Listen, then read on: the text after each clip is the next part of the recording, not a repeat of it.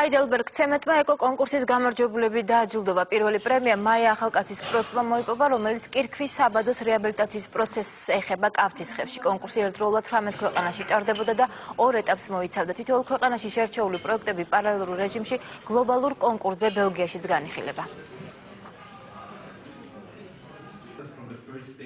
მსგავსი ინიციატივები ძალიან მნიშვნელოვანია, გამომდინარე იქიდან, რომ კერძო სექტორის ინტერესი და როლი ჩანს გარემოსდაცვითი საკითხების შესახებ ცნობიერების ამაღლების კუთხით.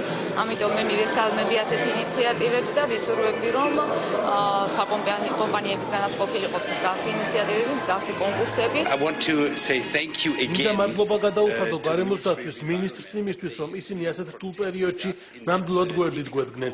მოხარული ვარ, რომ ეს ყველაფერი ერთობლივი თანამშრომლობით გავაკეთეთ. ჩვენ გვაქვს ძალიან კარგი წინადადებები და იდეები და ახლა ყველაზე მნიშვნელოვანი მათი განხორციელება. ჩვენთვის ეს იყო ძალიან მნიშვნელოვანი, რომ ამ პროექტში ჩავერთეთ სტუდენტები. მათ გაიარეს ძალიან კარგი საველე სამუშაოები, აითვის ეს მეთოდიკა, თუ როგორ უნდა მოხდეს დაზიანებული ჰაბიტატების აღდგენა.